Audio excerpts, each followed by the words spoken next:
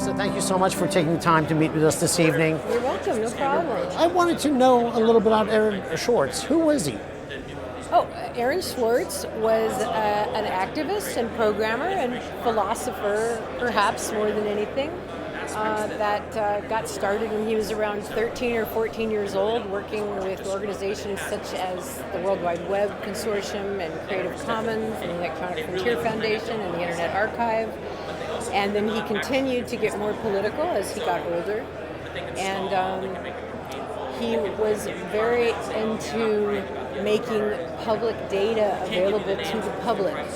Things like legal cases, things like public domain works that had already fallen into the public domain that still might not be accessible to a lot of people. And he worked very hard in his life to make those kinds of things available to the public. All right. Now, he was being prosecuted at some point and indicted. Yes, he was being prosecuted by the government for downloading too many journal articles from an open MIT closet. And we're just finding out the facts now about the case and things like that, but the bottom line was that they had taken a very hard line on his case, and they were really trying to make an example out of him. And he was upset at the prospect of going to jail, and we think that's why he took his own life. We'll never know exactly what he was thinking. But Truly sad. When you look at Aaron's legacy and what he has left behind for the next generations, yes. What would you highlight from that? Yes, well, I think the most important thing that I think of when I think about Aaron was the way he was able to get things done and be taken seriously at such a young age, really because of the internet. And that was really his point in the message he was trying to get out to a lot of people. He writes an afterword in Cory Doctorow's Homeland about just this kind of thing, that now because of the internet, you can meet other people with like-minded ideas or people that you disagree with and actually have a conversation and work it out and be able to share information. As soon as you find something out important, you can share it with the world immediately. And that really gives us power and allows us to organize and get things done. And even though it seems like the system is rigged and there's no way to actually get any fairness, we've learned that if we work hard, there's actually more of us than there are of them, and we're able to get the word out and get things done. And even in government, people working in government now, one thing that happened when Snowden released a lot of his documents is the government leaks were just unprecedented.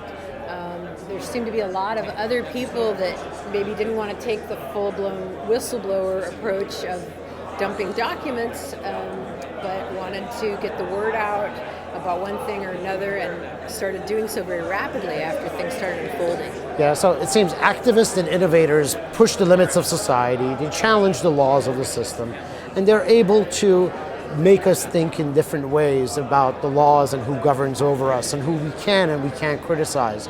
In the case of Aaron and Snowden's and Chelsea Mannings of the world, what message would you have for the student, for the next generation guy who works at the NSA or is currently there right now or is witnessing crimes being committed? How would you inspire these people to step up and do and act like they have, like the Aarons of the world or like the Bradley Mannings of the world, Chelsea Manning? Well, luckily, the point of the secure drop application that has just been taken over by the Freedom of the Press Foundation allows potential whistleblowers to do so without facing the risks that we've learned, the bad things that happen to whistleblowers when they supposedly go through the system and come out about their identity when they're releasing information. Secure Drop will allow them to do this anonymously, as we've learned from people like Daniel Ellsberg in the last few weeks.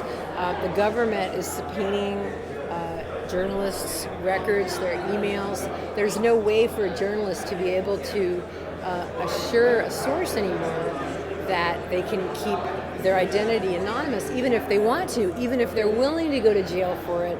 That choice was taken away from them by either the NSA blatantly just capturing their emails en route or giving them a warrant where they have to turn over their emails They use secure drop, and already places like the New Yorker and Forbes are implementing this.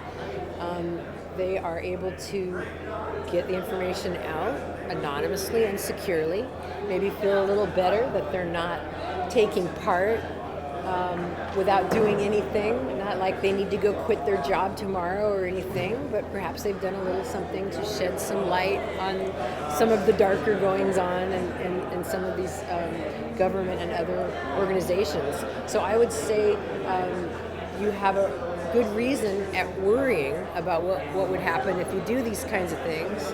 And, you know, Chelsea Manning, the only reason we have a transcript is because the Freedom of the Press Foundation crowdfunded the transcripts.